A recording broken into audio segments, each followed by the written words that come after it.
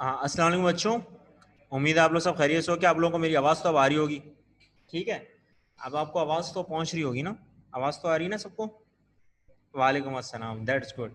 अच्छा बेटा, आज पाकिस्तान स्टडीज़ क्लास इंटरमीडिएट का हम लोग लेक्चर नंबर 8 करने वाले हैं। जो हम आज का टॉपिक होगा वो रिमेनिंग टॉपिक्स होंगे जो हमने लास्ट टाइम जो डिस्कस किया था 1940 से लेकर 1948 तक। हम लोग जो पहले टॉपिक डिस्कस कर चुके हैं इन्हीं में से उसका हम आगे का व्यू करेंगे। थोड़े से आज नए टॉपिक्स हम डिस्कस करेंगे और इसके सवाल के हिसाब से मैं बार बार बता रहा हूँ बेटा कि चैप्टर 2 का क्वेश्चन नंबर 1 है जो हम डिस्कस कर रहे हैं। और उसी में जो मेजर इवेंट जो हर पैराग्राफ में लिखे हुए उसको उसके साथ डेट्स लिखना लाजमी है। उसकी हेडिंग के साथ डेट्स लिखना लाजमी है। डेट्स जरूर लिख लो ताकि आप लोगों को पता हो ये मेजर इवेंट्स हैं, क्योंकि इसी में से जो मेजर इवेंट्स आते हैं वही आपके पास शॉर्ट क्वेश्चन में एज अ लॉन्ग के तौर पर पूछे जा रहे होते हैं। ठीक है ना, शॉर्ट में होते हैं मगर वो लॉन्ग क्वेश्चन में तब्दील करके आ रहे होते हैं। डिस्कस जो मैं आपसे पहले डिस्कस कर चुका हूँ। ठीक है बेटा। अच्छा, एक तरीके से हाँ, मिजाज हैं आपके अल्हम्दुलिल्लाह सब खैरियत से। अब्दुल राफे अभी जरा पढ़ लें, फिर बाद में आपको सवालों का जवाब देता हूँ। ठीक है, एंड में हमेशा मैं एंड में रखा हुआ है तो प्लीज़। अच्छा, एक और बात, सबसे बड़ा जो इवेंट आ रहा है वो यही है कि इसी में अगर देखा जाए तो आपके पास एक हमने प्रीवियस लेक्चर में हमें डिस्कस किया था, वो था ये वाला सवाल। बेटा प्लीज़ इसको अच्छी तरह रखना कि अभी भी बच्चों में आपके दिमाग में थोड़ी कन्फ्यूजन है कि 1905 से लेकर 1939 का सवाल कहाँ है। तो बेटा ये चैप्टर नंबर 1 में है और जितने भी लॉन्ग थे, जो लॉन्ग क्वेश्चंस लिखे हुए उन्हीं के तारुफ को आपने एज अ इसी सवाल में हेडिंग बनाकर 1905 से लेके 1939 तक के जितने इवेंट्स हैं उसमें डिस्कस करना है। ठीक है, जैसे पार्टीशन ऑफ बंगाल था, आपको पता होना चाहिए कि तकसीम पाकिस्तान था, फिर आपको पता है तश्कील है, फिर क्या था, मुस्लिम लीग था। ये सारे इवेंट्स एक एक करके आपने लिखने इसके अंदर हेडिंग वाइज, जैसे आपका क्वेश्चन नंबर 1 है चैप्टर 2 का।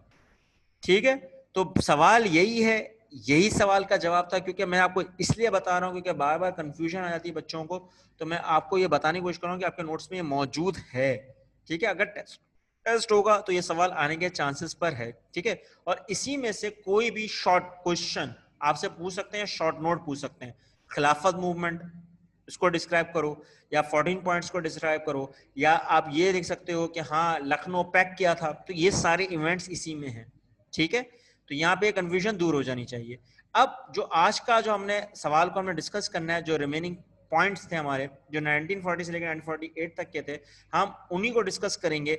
लेकिन उनको डिस्कस करने से पहले मैं आपसे एक सवाल करूंगा। शिमला कॉन्फ्रेंस जो मैंने आपसे लास्ट टाइम भी डिस्कस किया था कि हम लोग नेक्स्ट टॉपिक शिमला कॉन्फ्रेंस को करेंगे, लेकिन इस टॉपिक से पहले हमने क्या पढ़ा था? कोई मुझे 1 मिनट में बताए कि इससे पहले हमने क्या पढ़ा था इस टॉपिक से, यानी कि आज जो हम कवर अप करेंगे इससे पहले हमारा लास्ट टॉपिक क्या था, वो हमें मुझे कोई बताया आज। ठीक है, 1 मिनट है आप लोगों के पास, देखते हैं किसको पता है कि हमने इससे पहले। हाँ, जिन्ना गांधी के मुज़ाकरा, बिल्कुल सही कहा एहसान, बिल्कुल सही, बिल्कुल सही, जबरदस्त जबरदस्त, दैट्स गुड थिंग कि चलो थोड़ा बहुत तो याद है, या पढ़ा हुआ है या फिर रिकॉर्ड कर लिया है। मुज़ाकरा बिल्कुल सही बेटा। तो आपको पता है ना कि लास्ट टाइम फेल हो गए, और आपको पता है कि कायदे मामले जिन्होंने एक्सेप्ट नहीं किया उनको लगा साजिश है, उनको लगा धोखेबाजी होगी।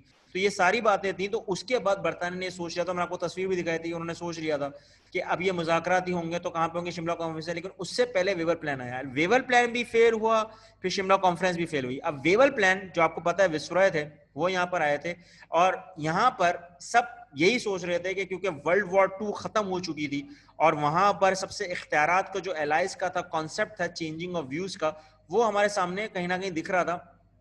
और ये जो सारी बातें होना शुरू हो गई थी कि कांग्रेस, जो मैंने आपको पहले बताया कि मुस्लिम लीग प्रेशराइज कर रही थी मुस्लिम लीग के ऊपर कि वो कहीं ज्वाइन हो जाए, सब कुछ हो जाए, और उसमें कायदे आज़म ने गांधी को कलेक्टिव वे में, और यही उनकी जो जहानत थी और उनकी जो फार साइडेड थी, दूर की नज़र थी, उन्हें सोच लिया था कि ये रिफ्यूज ही करेंगे गांधी साहब, उनका फार्मूला और क्रिएशन ऑफ पाकिस्तान का कॉन्सेप्ट खत्म हो जाएगा। ठीक है ना, तो वो फार्मूला जो आपको पता है CR फार्मूला, मैंने आपसे थोड़ा डिस्कस भी किया था, और गांधी के जो बातचीत थी, मुज़ाकरात थे, वो हमने डिस्कस किए थे थोड़े बहुत लास्ट टाइम। तो ये वो सारी बातें थी, कायदे आजम पता था रिफ्यूज होगा, वो गांधी ने तो पहले ही बता दिया था। और आपके सामने तस्वीर जो दिख रही है, ये शिमला कॉन्फ्रेंस की ही तस्वीर है, जिसमें अब्दुल कलाम आजाद, चक्रवर्ती राजगोपाल आचार्य ये खड़े, और ये बलदेव सिंह जो उस वक्त आए हुए थे, और आपने अगर नोट करा ये हैं आपके मोहम्मद अली जिन्ना, जो बिल्कुल सीरियस हैं। रीजन ये है कि सीरियस टॉक्स थे। तो इसी वजह से जब ये टॉक शुरू हुए तो उस वक्त आते ही सबसे पहले लॉर्ड वेवल ने क्या करा, अपने प्लान को डिस्कस किया।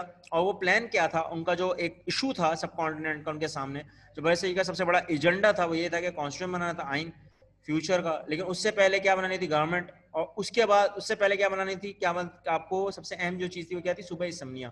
अच्छा, असम्बलीज वो कानून साज असम्बली, मरकजी कानून साज असम्बली, इनके सेंट्रल लेजिस्लेटिव काउंसिल और सेंट्रल प्रोविजनल काउंसिल, प्रोविजनल भी आपकी बननी थी।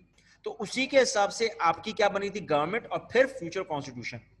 तो यहां पर ये प्लान था, ये वो पर्पस था, ये वो मकसद था। लेकिन एक्सेप्टेंस से पहले कहीं ना कहीं दोनों के दरमियान जो कांग्रेस और मुस्लिम लीग में तनाजात थे उसको खत्म करने के लिहाज से लॉर्ड वेविल ने आते ही सबसे पहले अपने क्या रखे, मेन पॉइंट्स। ये थे प्लान, ये वो प्लान था जो डिस्कस किया किसने, लॉर्ड वेविल ने, शिमला कॉन्फ्रेंस से पहले। और उनके नुकातों में अगर देखा जाए तो सबसे पहला नुकात यही था कि कॉन्स्टिट्यूशन बनाना है, लेकिन एग्जीक्यूटिव काउंसिल, मजलिस से इंतजामिया जो पार्लियामेंट कहलाती है, उनके रिप्रेजेंटेटिव्स जो बनेंगे पॉलिटिकल पार्टी में, जो इलेक्टेड होंगे, वो 5 मुस्लिम होंगे और 6 हिंदूज होंगे। तो यहाँ पे मेजोरिटी अगेन किसके पास चली गई, हिंदुओं के पास। और जो उसी में से मेजोरिटी होगी तो उसका गवर्नर जनरल बनेगा और उसको कमांडर इन चीफ लुकआउट कर रहा होगा उसी एग्जीक्यूटिव काउंसिल को। अब कमांडर चीफ तो पता है बरतानिया का ही होगा, एक कॉमन सेंस की बात, ठीक है ना। लेकिन गवर्नर जनरल जो मुंतखब होगा वो भी पता चल गया कि वो हिंदूज ही होंगे मेजोरिटी में, क्योंकि 6 हिंदूज हैं 5 मुस्लिम्स हैं, रिप्रेजेंटेशन किसके पास जाएगी, हिंदूज के पास। अब यहाँ पे हिंदूज का मतलब कांग्रेस है, कॉमनली बात है। और वही बात होती है कि जो भी रिकॉन्स्टिट्यूशन ऑफ आइन की होगी एग्जीक्यूटिव काउंसिल की, वो सूबों के इख्तियार को मद्देनजर रखते हुए बनाई जाएगी, यानी कि आइन जो बनेगा वो सूबों के हिसाब से बनेगा। लेकिन कमांडर इन चीफ तो कौन होगा, बरतानिया का। गवर्नर जनरल कौन होगा, हिंदू होगा। तो कॉमन सेंस की बात है कि कहीं ना कहीं इख्तियार किसको मिलेंगे, कांग्रेस को। अब बरतानिया ये साथ पे साथ बार बार क्यों दिया जा रहा है, रीजन ये बेटा, अखंड Hindustan, union of India, unitary of India का कॉन्सेप्ट, प्लीज ये अच्छी तरह याद रखना। एक होगा तो सब रूलिंग आराम से कर सकेंगे, ये बात थी, ठीक है ना। तो ये कॉन्सेप्ट चल रहा था। तो यहां पर अगर देखा जाए तो फिर शिमला कॉन्फ्रेंस मुनक्कद हुई तो उसमें सबसे पहला जो एजेंडा था इंडियन नेशनल कांग्रेस का, उनका सामने दिख रहा था कि गवर्नमेंट तो बननी ही किसकी है, कांग्रेस की। तो वो एक्सेप्टेंस जो होनी है, जो फॉर्मूला जो एक्सेप्ट करना था, जो कायदे आजम का था, जो आपको दिख भी रहा तस्वीर में बिल्कुल सीरियस खड़े में, रीजन ही ये सीरियसनेस का कि यहाँ पे आपको लचक नहीं दिखानी थी। अगर लचक दिखाते तो मसला हो जाता, बेटा समझो। तो वो एक्सेप्टेंस जो पार्टीशन की थी वो अब कहीं बिखरती हुई दिख रही है, कांग्रेस को ये दिख रहा है। और सीरियसनेस यहीं पर होगा कायदे आजम के, उनको पता था कि अब ये मुज़ाकरात कहीं ना कहीं फिर कोई ना कोई कंस्पिरेसी का निशाना बनेंगे। अब जब निशाना बनना था तो उनको अगर देखा जाए तो उसके बाद जो शिमला कॉन्फ्रेंस के मेंबरान थे उनमें सबसे अहम किरदार, जो मैं आपको तस्वीरों में पहले दिखा चुका हूं कि अच्छा, अब्दुल कलाम आजाद, बेटा देखो ये मुसलमान है लेकिन ये एंटी मुस्लिम नहीं थे, एंटी पाकिस्तानी थे। वो क्यों थे वो अभी हम डिस्कस कर लेंगे, वो आपको अभी पता चल जाएगा क्यों थे। पंडित नेहरू, वो आपको पता है, बलदेव सिंह, चक्रवर्ती राजगोपालाचार्य, जो सीआर फॉर्मूला मैंने आपसे थोड़ा डिस्कस किया था, ये वही शख्सियत हैं, इसलिए डिस्कस किया क्योंकि इनका नाम है इसमें, अब आपको बात समझ में आ गई होगी। और खजर हयात, जो मलिक खजर हयात यूनिस्ट पार्टी का साउथ इंडियन जमात को रिप्रेजेंट कर रहे थे मुसलमानों की, क्योंकि आपको पता है ना ये वो जमात थी जहां पर मुसलमानों के जो सबसे बड़े बड़े सनतकार और तिजारत का जो बड़े लोग थे उनके हिसाब से, एक सिंपल अल्फाजों में अगर देखा जाए। लेकिन सब बोलते हैं ये पोश इलाकों के थे, मजदूरों के वगैरह, नहीं बेटा ऐसा कुछ नहीं था। असल बात ये थी, वरना तो अगर पार्टी उनके साथ ज्वाइन कर रही है तो क्यों कर रही है कांग्रेस के साथ, एक कॉमन सेंस की बात है ना, मेजोरिटी उनकी है तो इख्तियारात भी उन्हीं के पास होंगे, ये कॉमन सेंस की बात थी। और यहाँ पर जो मुस्लिम लीग है, तो अगर आप देखो तो खान लियाकत अली खान, मोहम्मद अली जिन्ना और सरदार रब निश्तर साहब थे। अब ये 3 रिप्रेजेंटेटिव्स और वहां के 5 रिप्रेजेंटेटिव्स, ठीक है। और अब असल मुद्दा जब शुरू होता है, जो कॉन्फ्रेंस में होने से पहले ही वेवेल ने अपने पॉइंट्स रख दिए थे, अब ये फेल क्यों हुई, नाकामी क्यों हुई, एक सिंपल सी बात है। यहाँ पे कायदे आजम को यही लगा कि अब्दुल कलाम आजाद जो कांग्रेस के मेन नुमाइंदे थे मुस्लिम, वो रिप्रेजेंट करें एज क्या, हिंदूज को, कांग्रेस को। और कायदे आजम ये कह रहे थे कि नहीं, हमेशा जो रिप्रेजेंटेशन होगी मुसलमानों की वो कौन करेगी, मुस्लिम लीग। खिजर हयात जो उस वक्त चीफ मिनिस्टर थे पंजाब के, उन्होंने भी यूनिस पार्टी के तहत अब्दुल कलाम आजाद ही को अपॉइंट करने की तजावीज पेश की, लेकिन कायदे आजम कन्विंस नहीं हुए। अब कायदे आजम कन्विंस नहीं हुए, देखो समझना इस बात को बेटा, अगर मुसलमान कांग्रेस की तरफ से आता तो रूलिंग पार्टी किसकी होगी, कांग्रेस की होगी, सिंपल, मुसलमान उन्हीं का साथ देंगे। लेकिन क्या पता कि आगे चाहिए कांग्रेस फिर जाए और मुसलमानों को फिर कोई मसला हो जाए, मुस्लिम लीग को मसला हो जाए, मुसलमानों के राइट्स को कहीं ना कहीं बात छिड़ जाए। तो ये वो वजह थी कि जिसकी वजह से गवर्नमेंट एक्सेप्टेंस ही, जो यहाँ लिखा हुआ ही तीसरे पॉइंट में, ये कायदे आजम है, ठीक है बेटा। कांग्रेस को उसी वक्त राइट मिलेगा जब मुस्लिम लीग को रिप्रेजेंटेशन मिलेगी मुसलमानों की। तो यहाँ पर अब कोई पार्टी एक्सेप्ट नहीं कर रही, कांग्रेस नहीं मान रही, खजर-ए-याद नहीं मान रहे, यूनस पार्टी की तरफ से, मुस्लिम लीग नहीं मान रही, फेल हुई। अब जैसे ही फेल होगी तो अब एक ही मुद्दा रह गया है, अब कोई हल तो है ही नहीं। अब कोई हल नहीं दिख रहा तो क्या करवाए, इलेक्शंस। आपको पता है ना, इलेक्शंस हुए। जब इलेक्शन हुए तो यहाँ पर सबसे बड़ी बात यहाँ पर यह आती है कि आम इंतखाबात में, जनरल इलेक्शंस जो 2 हुए थे 1945 1946 में, 1945 में सेंट्रल लेजिस्लेटिव काउंसिल के हुए थे, मरकजी कानून साज असम्बलियों के जो वफाक की होती है, फेडरेशन की होती है, और दूसरी सूबाई असम्बलियों के हुए थे जो कानून साजी की थी सूबों की, उसके हिसाब से हुए थे 1946 में। अब आपको सामने तस्वीर दिख रही है, यूनियन जैक का फ्लैग आपको दिख रहा है। उस वक्त का आपको पता होना चाहिए कि शाही नौकर और सबसे बड़े लॉर्ड्स का उस वक्त कॉन्सेप्ट चल रहा था। राइट पे आपको दिख रहा है मुस्लिम लीग का झंडा, लेफ्ट में आपको दिख रहा है कांग्रेस का झंडा। ये आपने अगर नोट करा हो कि अब ये आम इंतखाबात का कॉन्सेप्ट शुरू हुआ तो सबको पता था कि जीतना किसको है, कांग्रेस को, क्योंकि मेजॉरिटी किसकी है, हिंदुओं की है, और हिंदू अगर वोट करेंगे तो ऑटोमेटिक कौन जीत जाएंगे, कांग्रेस। लेकिन यहाँ पे हुआ क्या, असल क्या मैटर खड़ा हुआ, आपको पता होना चाहिए बेटा कि जनरल इलेक्शन से हमें पहले पता चल चुका था कि शिमला कॉन्फ्रेंस फेल हो चुकी है। फ्यूचर जो है अब सब कॉन्फिडेंट का भी इलेक्शंस पर है। गवर्नमेंट जो बनाने के लिए इख्तियारात दे रही है वो गवर्नमेंट कौन दे रही है, बरतानिया। सेंट्रल और प्रोविजनल लेजिस्लेचर के इलेक्शंस होंगे 1945 में, जिसमें कंटेंट्स जो होंगे वो पार्टीज करेंगी जो इंडिया को रिप्रेजेंट करेंगी as a unit, one unit, अखंड हिंदुस्तान। तो मुस्लिम लीग तो वैसे ही रिप्रेजेंट नहीं कर रही थी। तो यहां पर सारी की सारी जमातों ने किसका साथ दिया, किसका साथ दिया, कांग्रेस का। क्यों, क्योंकि उनके मैनिफेस्टो मंशूर जो आपके सामने आ रहा है, शाही ऐलान, क्योंकि हर पार्टी का अपना कोई ना कोई चार्टर होता है बेटा जो रिप्रेजेंट करता है अपनी पार्टी को। तो उसके हिसाब से कांग्रेस का पहला चार्टर जो आता है उसमें क्या लिखा हुआ है कि हमेशा बड़े सगीर का जो एक सिंगल यूनिट का कॉन्सेप्ट है अखंड हिंदुस्तान का वही रहेगा। पार्टीशन स्कीम को कभी एक्सेप्ट नहीं करेंगे, कोई नहीं, ठीक है ना। कहने का मतलब यही है, पार्टीशन की कोई एक्सेप्टेबल ही नहीं है, ठीक है ना। प्लस रिप्रेजेंटेशन कम्युनिटीज की होगी, जो मुसलमान हो, अकलियत में हो, वो सारी रिप्रेजेंट किसको करेंगे, कांग्रेस को। और वही लोग बड़े सगीर को एक्सेप्ट करेंगे। अगर मुसलमान कांग्रेस के पॉइंट ऑफ व्यू से एक्सेप्ट करते हो तो हम उनको इख्तियार दे देंगे। 1935 में क्या हुआ था ये भी पता है हमें, खिलाफत मूवमेंट में क्या हुआ था ये भी हमें पता है। ये सारी चीजें हमें पता थी, तो हम इन चीजों को एक्सेप्ट कर लेंगे। जरा सोचो, तो एक कॉमन सेंस की बात थी। और उसी के ब्याह पर अगर देखा जाए तो मुस्लिम लीग ने अपना मंशूर दिया कि भाई हम लोग तो एक ही चीज पे स्टैंड अप है। आपको पता है वो पाकिस्तान इस्लामी रियासत, और इस्लामी रियासत के कॉन्सेप्ट ऑफ पार्टीशन तो हो गई रहेगा according with the Pakistan resolution, करारदाद पाकिस्तान, करारदाद लाहौर। उसने यहाँ पे आपकी बुक में पाकिस्तान रेजोल्यूशन लिखा है तो बेटा मैंने पाकिस्तान रेजोल्यूशन लिख दिया, लेकिन असल में लाहौर रेजोल्यूशन है, उसी के तहत होगा। और जहां जहां जिन जिन इलाकों में माइनॉरिटीज में है मुसलमान, उनको इख्तियार मिल जाएंगे मेजॉरिटी में। लेकिन जो माइनॉरिटी में, जो अकलियत में, जो पारसीज हैं, हिंदूज हैं, उनको भी इख्तियार क्या मिल जाएंगे उन्हीं इलाकों के सबसे मेजॉरिटी के। तो अब मुझे बताओ, मेजॉरिटी का मतलब इक्वल राइट्स। अब इक्वल राइट्स अगर मिल जाते हैं तो सब किसका ध्यान जाएगा, किस तरफ जाएगा, ऑटोमेटिक किसके पास जाएगा। ये तो कॉमन सेंस की पता है कि हाँ जो नीचे तबका है वो कहीं ना कहीं किसको एक्सेप्ट करेगा, ऑल इंडिया मुस्लिम लीग को। चलो देखते हैं फिर क्या हुआ। क्या इलेक्शन कैंपेनिंग शुरू हुई, इंतखाबी मुहिम शुरू हुई। अब इंतखाबी मुहिम शुरू होती है तो उसमें कांग्रेस के साथ जो मेजर छोटी पार्टीज वो मिल जाती हैं, इसमें यूनियस पार्टी तो पहले नंबर पर है, अरब पार्टी, अच्छा जमात उलमा, ये तो आप लोगों को पता ही है, लड़कों को तो मुझे पता है, उन्होंने ही खुद ही बताया था। आज के हिसाब से पाकिस्तान में जमात उलमा फजलुर रहमान साहब ये उन्हीं में से है, तो आप समझ गए होंगे। तो यहाँ पर हर्डल्स कायम हुई मुस्लिम लीग के खिलाफ, बहुत बड़ी रुकावटें पेश की गई, बहुत बड़े बड़े मसले दिए गए। मसलों के बाद अगर देखा जाए तो उसके हिसाब से कायदे आजम अपने मुद्दे पर अड़े रहे और उन्होंने चैलेंज करना शुरू कर दिया। उन्होंने बोला कि मुस्लिम लीग साबित करके दिखाएगी कि इलेक्शंस में कि पाकिस्तान बनेगा, और ये ब्लाइंडली उनका एतबार था। और उसी वक्त जो बोलते हैं ना हमारे गूंज उठना शुरू हुई, जो पूरी आबादी के लिहाज से गूंज उठना शुरू हुई, वो क्या हुई, बन के रहेगा पाकिस्तान, लेके रहेगा पाकिस्तान। पाकिस्तान का मतलब क्या, ला इलाहा इल्लल्लाह। ये मैं आपको पहले ही बता चुका हूं बेटा, ला इलाहा इल्लल्लाह, इट इज नॉट द ला इलाहा मोहम्मद रसूलुल्लाह। लेकिन ला इलाहा इल्लल्लाह क्यों था ये मैं आपको पहले ही बता चुका हूँ, शुरू की क्लासों में आपको पता चल गया होगा। ये सारे के सारे मुद्दे जब खड़े हुए तो उस दिन ब दिन मुस्लिम लीग मजीद ताकतवर होती जा रही है। रीजन यही था कि उनको पूरा यकीन था बेटा, वो आपको ही पता है क्या, क्लास सिस्टम, याद आ रहा है क्लास सिस्टम, वो क्लास सिस्टम की वजह से उनको यकीन था कि कहीं ना कहीं मुस्लिम लीग जीत जाएगी। और जब मुस्लिम लीग का रिजल्ट आया, यानी जब आपका नताइज निकले इलेक्शंस के, तो सेंट्रल लेजिस्लेटर में, यानी कि अगर आपने देखा हो मरकजी काउंसिल असम्बलियों में दिसंबर 1945 में, ये अच्छी तरह रखेगा, दिसंबर 1945 में तो सेपरेट इलेक्टोरेट का जो रिजल्ट आया उसमें 30 नशिस्तें रखी गई थी मुसलमानों के लिए, और वो 30 की 30 सीटें कौन जीत गई? मुस्लिम लीग। यहाँ एक झटका लगा।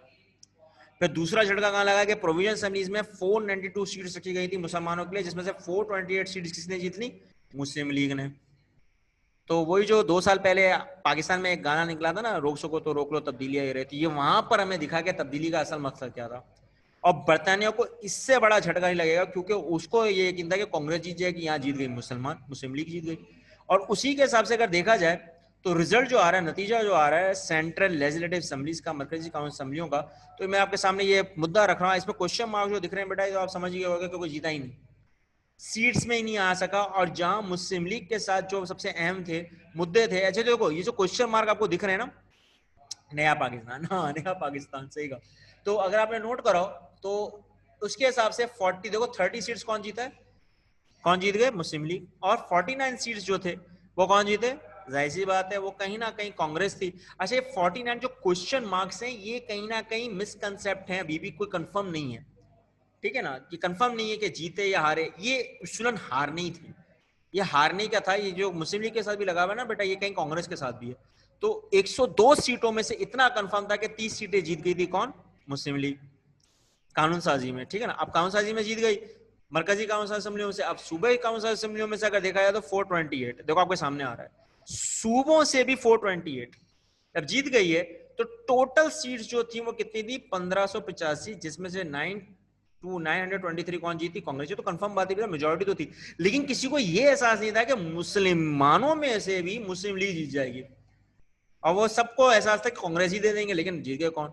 अब यहाँ पे ये क्या रिएक्शन हुआ बेटा? देखो एक सिंपल बात ये थी कि क्लास सिस्टम के हिसाब से जो नीचे के लोग थे ना, दिल्लत, जो आपको पता है ना शुद्रास कहलाते हैं, उन्होंने वोट दिया किसको? ज्यादातर कांग्रेस को, क्योंकि डिस्क्रिमिनेशन का कॉन्सेप्ट आपको पता है, इक्वालिटी का कॉन्सेप्ट पता है, ये सबको इल्म है, ये सबको पता है बेटा। तो ये वो रीजंस थे जिसकी वजह से बहुत ज्यादा इंतखाबात में मुस्लिम लीग को वोट्स मिल गए।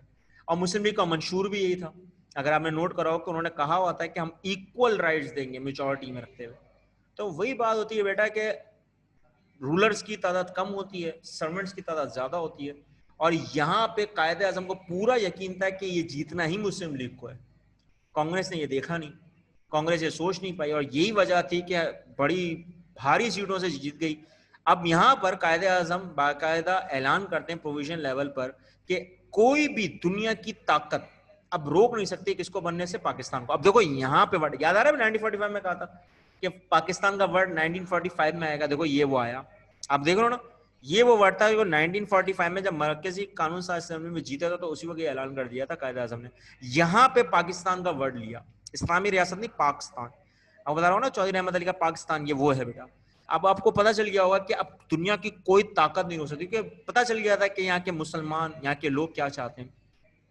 तो बरतानिया ने इलेक्शन करवाए, अब यहाँ पे झटका लगा। झटका क्या लगा वो आपको पता है, झटका का मुराद आप समझ ही गए होगे कि कितना खतरनाक होगा। तो फिर वही बात आती है कि कहीं ना कहीं अब क्या बनेगी? कैबिनेट। अब यहाँ पे भी कैबिनेट मिशन आया। देखो बेटा मिशन आपको पता चल रहा है, मिशन मैं आपको समझा चुका हूँ, क्रिप्स का भी मिशन था, ये भी मिशन आया, कैबिनेट पार्लियामेंट बनाने का वक्त आया। अच्छा, पार्लियामेंट मजलिस शुरा को कहते हैं आज, काबीना जो फेडरेशन बनती है, वफाक बनती है बेटा, उसको हम कैबिनेट कहते हैं, ठीक है ना, जो हमने जीत ली थी 30 सीटें।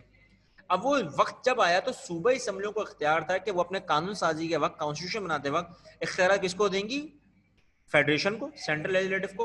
और फिर उन्हीं के हिसाब से गवर्नर जनरल अपॉइंट होगा और उनको वो इख्तियार में रखते हुए आइन बनाएगा। लेकिन उस वक्त के हिसाब से 1945 में बरतानिया में भी इलेक्शन हो रहे थे, और उस वक्त के जो प्राइम मिनिस्टर बने वो कौन बने? लॉर्ड एडले। प्लीज ऐसी तरह बेटा, एमसीक्यू में पूछा गया है 2003 में, तो आपको पता होना चाहिए, लेबर पार्टी के 1945 में ये बने थे।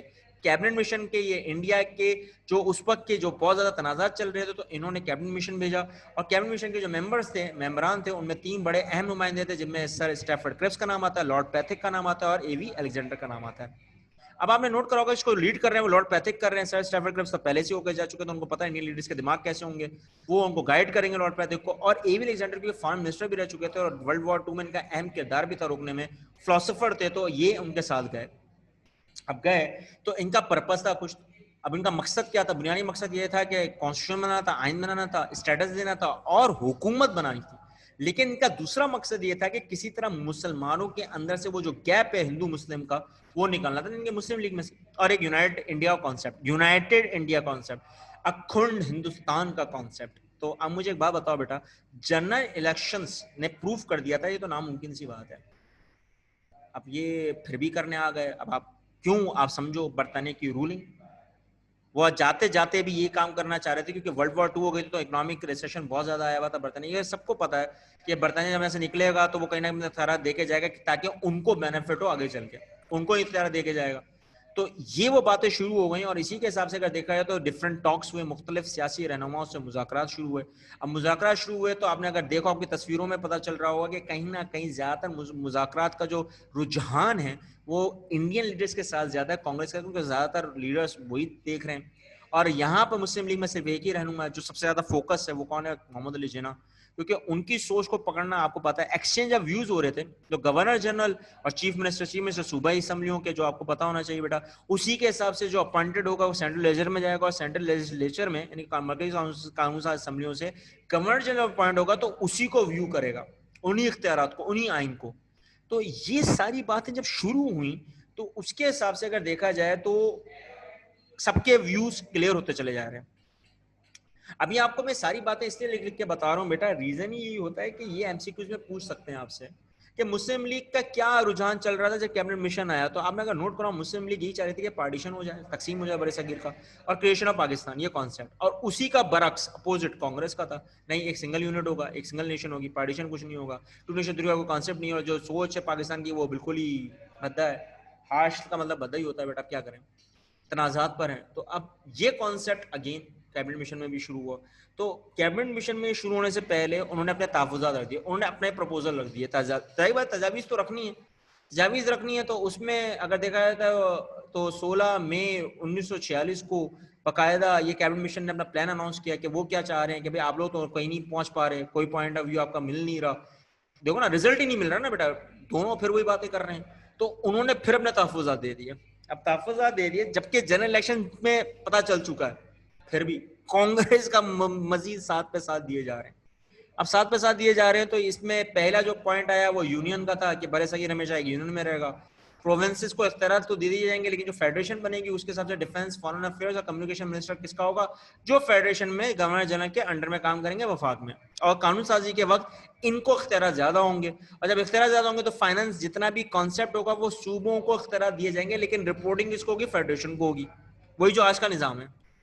तो बेटा यूनियन का कॉन्सेप्ट तो पाकिस्तान कहाँ गया, रियासतों का कॉन्सेप्ट कहाँ गया, ये एक बात। दूसरा सबसे अहम मुद्दा जो खड़ा हुआ वो फॉर्मेशन थी, प्रोविजनल ग्रुप जो बनाए गए उसमें पहला जो था ग्रुप ए मेजोरिटी में जो था पंजाब, सिंध, एनडब्ल्यूएफपी और बलूचिस्तान था। बंगाल और असम का कॉन्सेप्ट इसलिए आया बेटा, वो आपको पता है कि पार्टीशन ऑफ बंगाल याद आ रहा है ना, 41% एग्रीकल्चरल निजाम, तो हिंदू और मुसलमानों की मेजोरिटी बिल्कुल सेम थी जबकि मुसलमान ज्यादा थे। एग्रीकल्चर के हिसाब से कहीं इकोनॉमिक वे में कहीं भारत को नुकसान ना हो जाए तो, यानी कांग्रेस को नुकसान ना हो जाए तो इस वजह से ग्रुप बी, ये यही असल मकसद था, असल मकसद यही था। तीसरा जो ग्रुप बनाया गया मद्रास, बॉम्बे, सीपी, यूपी, बिहार और उड़ीसा, सेंट्रल प्रोविंस और उत्तर प्रदेश, इनको मिलाकर जो इलाके थे मेजॉरिटी के वो किसको दे दिए गए? इंडियंस को दे दिए गए। अब मुझे एक बात बताओ बेटा, चलो ठीक है ये तो हो गया, चलो मान लेते हैं ये हो जाता है, ठीक है, लेकिन असल बात जो आती है वो ये, अब ये बात यहाँ पर आती है कि इलेक्शन जो हुए हैं सेंट्रल लेजिस्लेटिव के हिसाब से वो प्रोविजनल के जो मेंबर्स हैं वही इलेक्ट करेंगे सारी बातों को, सेंट्रल लेजिस्लेचर फ्रेम करेगा कॉन्स्टिट्यूशन, वो पूरा मुल्क में नाफाज में काम आएगा। लेकिन जब तक के वो ग्रुप सारे बन नहीं जाएंगे और उसको अवामिल रखते हुए गवर्नर जनरल अपॉइंट करके उन आइन को जब तक के रजामंदी नहीं मिलेगी आगे नहीं बढ़ेगा कॉन्सेप्ट।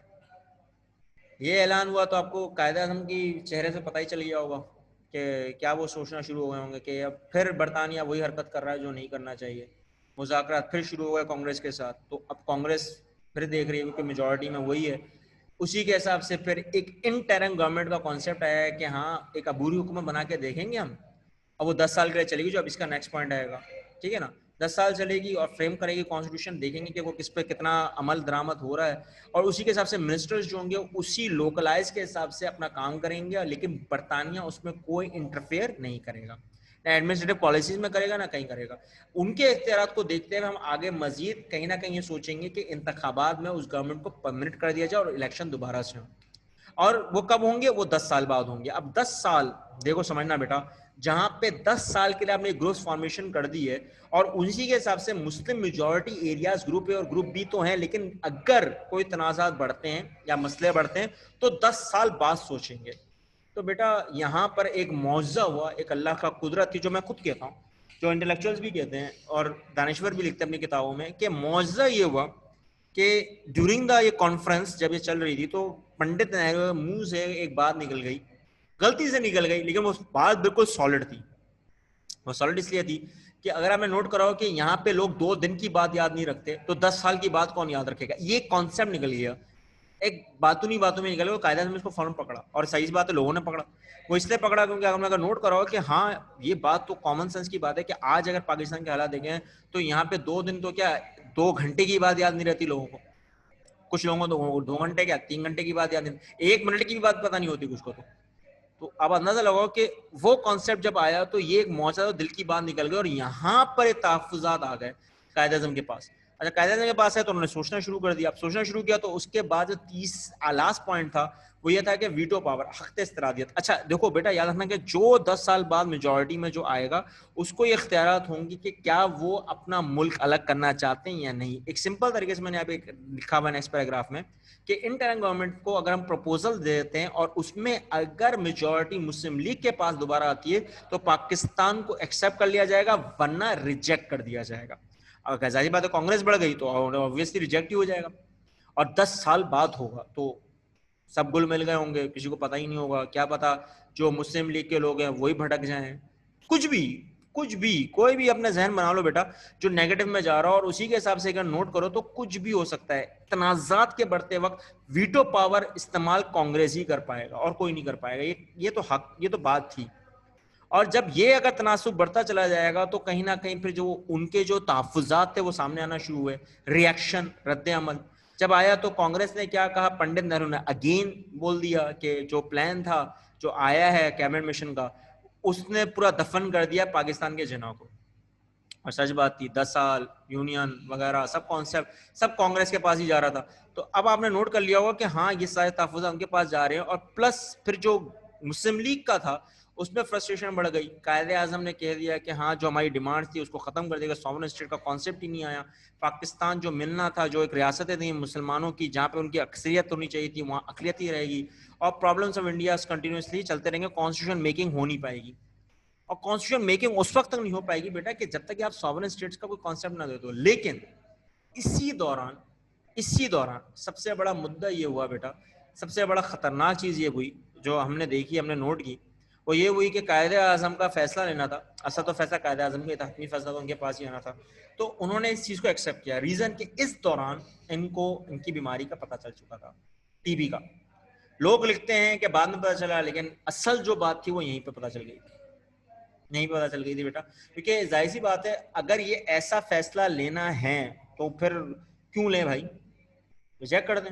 लेकिन लेना पड़ा। रीज़न क्या था, कायदा उनको बड़ी तनकीद की, मुस्लिम लीग ने बड़ी तनकीद की, बहुत ज़्यादा लोगों ने, कारकुनों ने उनको तनकीद का निशाना बनाया, बोलने कि भाई नहीं पता 10 साल बाद होगा भी नहीं होगा, यूनियन ऑफ द स्टेट्स का इख्तियार भी नहीं है, इख्तियार अगर मिलेंगे तो इलेक्शन में मिलेंगे, बहुत सारी बातें हुई बेटा। लेकिन आप अंदाज़ा लगाओ कि कायदा ने एक्सेप्ट किया। एक्सेप्ट जैसे ही उन्होंने किया, देखो बात को समझना, एक्सेप्ट इसलिए किया कि उनकी तबीयत खराब थी और 10 साल बाद मिलेगा तो सही ना भाई, अपॉर्चुनिटी तो आएगी। आप नहीं भूलना, स्टूडेंट से खिताब किया, बहुत सारी बातें जो हम इनके किरदार में पढ़ेंगे बेटा कायदे आज़म के। तो आप अंदाज़ा लगाओ कि उस वक्त जब ये सारी बातें शुरू हुई तो यहाँ पर कायदे आज़म ने एक्सेप्ट कर लिया। लेकिन अल्लाह की कुदरत देखो, मैं आपको ये बात बता रहा हूँ कि अल्लाह का अगेन एक मौजज़ा हुआ कि पंडित नेहरू को, जो उस वक्त कमेटी के इंचार्ज थे और चेयरमैनशिप में आए हुए थे, मैं आपको बताया था कि मेंबरान में वही लीड कर रहे थे। और हमने अगर नोट करा हो कि हाँ यहाँ पे गांधी से मुशावरत हुई तो गांधी भी उनको समझा रहे थे कि नहीं ये सही बात हो रही है, सब कुछ सही चल रहा है, लेकिन पंडित ने इसको एक्सेप्ट नहीं किया और रिजेक्ट कर दिया। ये कह के कि कहीं ना कहीं बरतानिया ने कोई ना कोई तहफ़्फ़ुज़ात रखे हुए, क्योंकि कायदे आज़म तो ये एक्सेप्ट ही नहीं कर सकेंगे। उनको ये पता था कि एक्सेप्ट नहीं होगा, और जब एक्सेप्ट नहीं होगा तो मजीद इख्तियार किसको मिल जाएंगे, कांग्रेस को, और ना चाहते भी गवर्नमेंट बन जाएगी किसकी, कांग्रेस की। कॉमन सेंस की बात। तो यहाँ पे एक्सेप्ट कर लिया तो कोई ना कोई रीज़न है, वो ब्लफ है, बरतानिया कोई ना कोई छुप के, कोई सीक्रेटली मायदे, कुछ भी उनके दिमाग में आया, जो लोगों ने बहुत कुछ लिखा है। तो आप अंदाजा लगाओ कि ये बात सुनते ही कांग्रेस ने फौरन रिजेक्ट करा रिजेक्ट करने के बाद अब देखो ऑटोमेटिक बर्तानिया के ख्याल में ये आया कि हम इतना साथ दे रहे हैं कांग्रेस का, फिर भी वो इतना नहीं मान रही। अब 3 नुमाइंदे जो उनके तरफ से आए हुए थे कैबिनेट बनाने के लिए वो नहीं हुए, तो अब सारे के तहफुजात को खत्म करके एक मुआहदा तय हुआ जिसको हम आज के नजरिए से बोलते हैं 3 जून प्लान।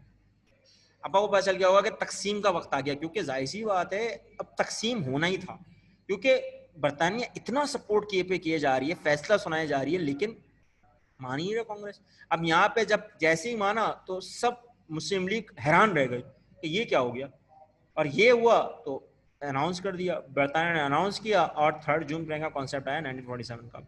अब 1947 में ये आज़ाद होना था पाकिस्तान, 1947 3 जून प्लान, आज़ादी उस वक्त मिलनी थी। लेकिन आपकी इनकी साजिश देखो, इसमें भी साजिश हुई, इसमें भी साजिशें हुई। आप अंदाजा लगाओ बेटा कि ये कहाँ तक गई, 2 महीने बाद 14 अगस्त 1947 में आज़ाद हुआ पाकिस्तान।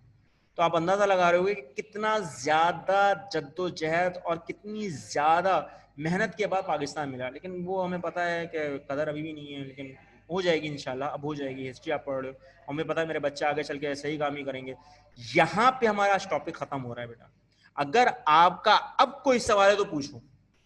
क्यों? क्योंकि हम नेक्स्ट टॉपिक में 3 जून प्लान पढ़ेंगे, कायदे का किरदार पढ़ेंगे, और जो मुश्किलात हुई थी पाकिस्तान बनने के बाद दरपेश, वो हम डिस्कस करेंगे। बहुत छोटे टॉपिक्स हैं, हम उनको नेक्स्ट क्लास में डिस्कस करेंगे। लेकिन अगर आज के टॉपिक में आपको कोई चीज समझ में नहीं आई तो प्लीज पूछो बेटा, क्योंकि देखो जाहिर सी बात है बहुत सारे मसले हुए थे 3 जून प्लान में, जिसमें रियासतों का मसला था जो हम डिस्कस करेंगे, बाकायदा जो पानी के इशूज थे वो क्लास खत्म बेटा।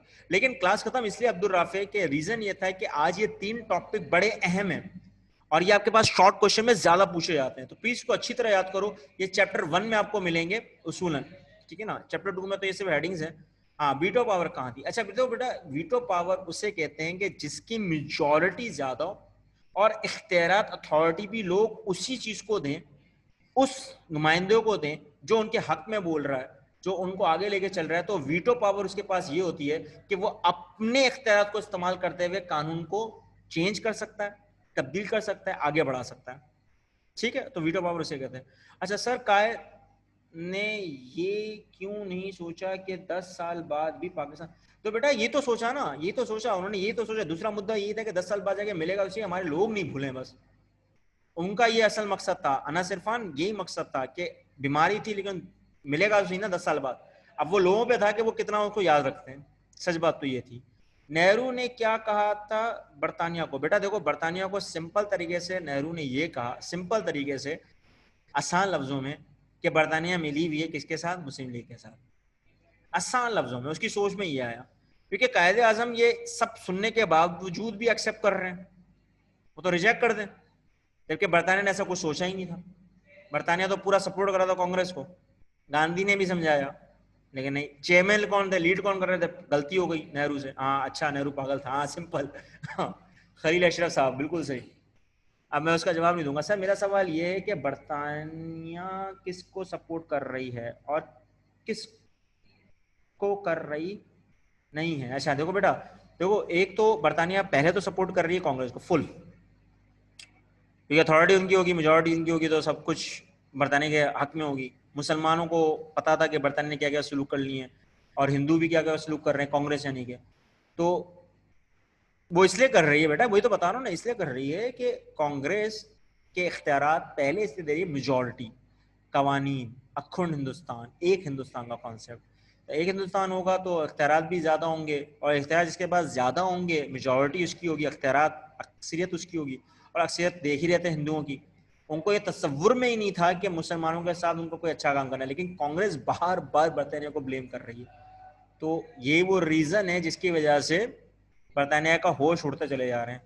अगर आपने नोट कराओ, गांधी ने भी बरतानिया के खिलाफ बातें की, सोचो आप, याद आ रहा है वो खिलाफत मूवमेंट में भी, सिविल डिसोबीडियंस, सैमन कमीशन, याद आ रहा, बहुत सारी बातें हुई, लेकिन बरतानिया फिर भी सपोर्ट इसलिए करेगी, मेजोरिटी उनकी थी। वो चाह रहे थे कि कहीं ना कहीं मुझे इलेक्शन में भी साबित कर दिया कि मुस्लिम लीग सही है, फिर भी बरतानिया, जाहिर सी बात है मेजोरिटी। आगे चल के अब वो इकोनॉमिक फैक्टर को देख रही थी कि हिंदू जो है वो हमेशा साथ देंगे किसका? बरतानिया का। तो यहाँ पर ये तनाज़ात बढ़ते चले गए, तनाज़ात बढ़ते चले गए, क्यों? क्योंकि बरतानिया बार बार कांग्रेस का साथ दे रही है, वो कांग्रेस नहीं मान रही। तो अब उन्होंने मुसलमानों को साथ दे दिया। उन्होंने बोला चलो भाई बहुत ही हो गया, अब तो हद ही पार हो गई। तो ये वह हद पार थी सर। अगर एक हिंदुस्तान का प्लान मान लिया जाता बरतानिया की हुकूमत पर, फिर भी होती नहीं बेटा, फिर पाकिस्तान नहीं बन पाता।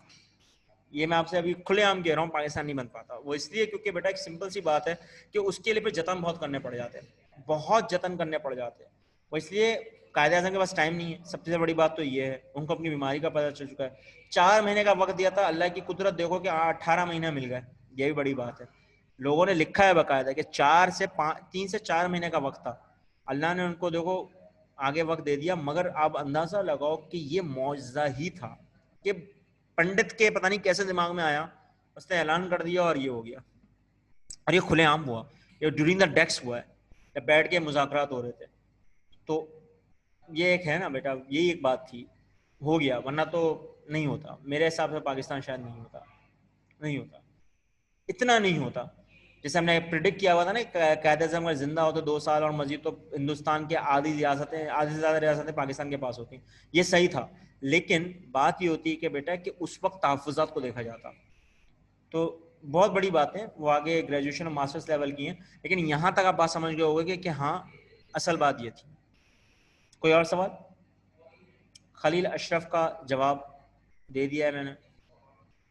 कोई और सवाल है बेटा पूछ लो। कोई और सवाल है तो पूछ लो, 2 मिनट हैं आप लोगों के पास। प्लीज अगर कोई सवाल है तो पूछो, जरूर पूछो बेटा। मैं बैठा ही इसलिए हूँ, मैं आप लोगों के साथ बैठा ही इसलिए हूँ कि सवाल पूछो टॉपिक के वाइज में। अगर आपको कोई चीज़ समझ में नहीं आई हो, टेस्ट जरूर होगा। मैनेजमेंट से पूछते रहना कि कब टेस्ट होगा। टेस्ट होगा, सेकंड मंथली टेस्ट होगा, तो प्लीज की तैयारी करते रहना। आपके चैप्टर 1 में से क्वेश्चन नंबर 5 से लेके क्वेश्चन नंबर 24 तक हैं, और प्लस क्वेश्चन नंबर 1 जो है चैप्टर 2 का, वो लाजमी आएगा आपके सेकंड मंथली टेस्ट में। प्लीज इसी तरह याद रखना। सर पाकिस्तान का एरिया छोटा और इंडिया बड़ा, यस, ये हम लोग डिस्कस करेंगे 3 जून प्लान में बेटा। सर इलेक्शन में जूनागढ़ की सीट्स क्यों? हाँ जूनागढ़ है ना बेटा, जूनागढ़ की है ना, आप देखो वो विकीपीडिया में देखो, होगी, लाजमी है। अच्छा सर जब ब्रिटिश सब पढ़ना छोड़कर जा रहे थे तो इतना सपोर्ट कांग्रेस को क्यों क्यों जीता था? अच्छा, अंग्रेज को कायद की बीमारी का कब पता चला? देखो बेटा, अंग्रेज को कायद की बीमारी का आखिरी दम तक पता नहीं था। ये तो आसान सा जवाब है। अंग्रेज को तो पता ही नहीं था कि कायद-ए-आज़म बीमार है। आखिरी तक नहीं पता था। सिर्फ उनकी बहन को पता था, डॉक्टर को पता था, और सिर्फ कायद मोहम्मद जिन्ना को पता था। ये जब बीमारी पकड़ गई बहुत ज्यादा तो तब पता चला लोगों को, उससे पहले पता नहीं था। अच्छा, ब्रिटिश सब कॉन्टिनेंट छोड़कर जा रहे थे तो इतना सपोर्ट बेटा, वो इसलिए क्योंकि आपको पता है ना कि मुसलमानों से उनकी बन नहीं रही थी। सिंपल सी बात, इख्तियारात हराया किसको था, चाबलूसी किसकी की थी, और धोखा किसको किया था, ये सबको पता था। मुसलमानों का इतनी आराम से एतबार नहीं कर पा रहे थे। सर अहमद खान ने बहुत कोशिश की, मुसलमान उस वक्त ब्रिटेन को रिजेक्ट करना शुरू हो गए थे। ये हमने पढ़ चुके हैं बेटा, ये हमने करा है। हाँ Mohammad Khalil Ashraf, raise your hand. Yes, क्या मोहम्मद खलील अशरफ? हाँ बेटा आपका सवाल मैं पढ़ रहा हूँ, आप ही का सवाल मैं पढ़ रहा हूँ मेरे भाई, मेरे बेटा, मेरे मेरे लगते। हाँ आज तो क्लास का मज़ा आ गया सर जी। हाँ सही बात है रेहान, सही बात है, माशाल्लाह आपको मज़े आ गए। अच्छा अगर आप नोट करो बेटा तो रेज हैंड छोड़कर। अच्छा वेवल प्लान क्या है सर? अच्छा देखो बेटा एहसान, वेवल प्लान सिंपल ये था कि कॉन्स्टिट्यूशन बनेगा फ्यूचर का, गवर्नमेंट बनेगी, जब असम्बलीज बनेंगी तो असम्बलीज के लिए आपको इलेक्शन करवाने, इलेक्शन करना लाजमी था। लेवल ने ये कहा, कांग्रेस ने रिजेक्ट कर दिया, सिंपल। सर इलेक्शन का क्या हुआ? फिर इलेक्शन जीत गई, मुस्लिम लीग जीती थी, मुस्लिम लीग जीत चुकी थी, मगर साजिशें हो रही थी। फिर भी क्या करें बेटा, जीती तो मुस्लिम लीग थी। किसी को एक्सपेक्टेशन ही नहीं थी कि मुस्लिम लीग जीतेगी, कहीं ना कहीं एक भी सीट मिल जाएगी। ये कांग्रेस दावे कर रही थी कि एक भी सीट मिल जाए तो बहुत बड़ी बात है, लेकिन आप अंदाजा लगाओ लेके गई मुस्लिम लीग। तो ये एक और दिमाग में बैठा हुआ था पंडित के कि बरतानिया कहीं उनको जिताने पे लगी हुई है।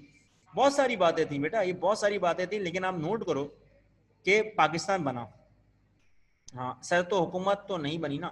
हाँ तो हुकूमत बनाने के कैबिनेट मिशन वाले आए थे ना, लेकिन उनके दिमागों में 2 मकासद चल रहे थे, गवर्नमेंट बनानी है, कॉन्स्टिट्यूशन बनाना है। लेकिन उसके दरमियान में पहले एक गैप खत्म करना है। वो गैप क्या था मैंने आपको बताया ना, हिंदू मुसलमान का जो गैप था उसको खत्म करना था। तो उन्होंने तहफुजात रख दिए। क्यों? क्योंकि ना कांग्रेस मान रही ना मुस्लिम लीग। मुस्लिम बोल रही है पार्टीशन करो, जबकि कांग्रेस बोल रही है नहीं। और कांग्रेस का इसलिए साथ दे रहे हैं क्योंकि उनको पता है कि मुस्लिम लीग मुसलमानों का साथ देंगे तो बरताने के खिलाफ ही जाएंगे। एक कॉमन सेंस की बात थी ना बेटा, तो ये वजह थी। अच्छा तो इलेक्शन पर पैसे क्यों जाए? बेटा इलेक्शन में पैसे जाए नहीं हुए, पैसे बिल्कुल नहीं, वो तो बर्तानिया ने करवाया। तो बर्तानिया को बोलो ना ये पैसे, वो ये तो कॉन्सेप्ट ही नहीं था पैसों का, तो तुमने रख दिया है। तो इलेक्शन पे पैसे जाया, पैसे कौन जाया करेगा यार। उस वक्त बेटा ये सारे पंफलेट वम्फलेट नहीं होते थे, असल बात ये थी कि कितना लोगों को पता है, इल्म कितना है गरीबों पर। हाँ बांट देते, सही कहा। ईदी में उस वक्त ईदी कौन था, ये एक नया लेकर आया है भाई खलील अशरफ साहब, ईदी में बांट देते भाई, उस वक्त ईदी कब था। अरे अल्लाह मेरे बेटा, हाँ शाबाश, खुद ही हंस रहे हो, शाबाश, ये कि अच्छा ठीक है। ठीक है, कोई और सवाल नहीं है टॉपिक वाइज। चलो बेटा फिर नेक्स्ट क्लास में मिलते हैं। नेक्स्ट क्लास में लाजमी आप लोग 3 जून प्लान पढ़ के आना, अपने साथ नोट्स रखना बेटा। और सबसे अहम बात जो कायदे का किरदार है हम वो पढ़ेंगे। और सबसे अहम लास्ट बात जो हम पढ़ेंगे वो पढ़ेंगे पाकिस्तान के इब्तदाई मुश्किल बनने के बाद जो हुए थे हम उनको डिस्कस करेंगे। कायद बीमारी के लिए लंदन नहीं गए, नहीं बेटा नहीं गए। 3 जून प्लान को कांग्रेस कैसे एक्सेप्ट कर, अब हम पढ़ेंगे ना 3 जून प्लान, तो हम पढ़ेंगे ना बेटा, आगे चल के पढ़ेंगे, ठीक है। सही है मोहम्मद तला सर, नोट्स में कम कम कम लिखा हुआ है। हाँ हाँ बेटा मैंने आपको कहा ना, ये तो मैं आपको सिर्फ हेडिंग्स बता रहा हूँ ना, वो तो एक बात है। ठीक है चलो मिलते हैं नेक्स्ट सेशन में, ठीक है बेटा, अल्लाह हाफिज।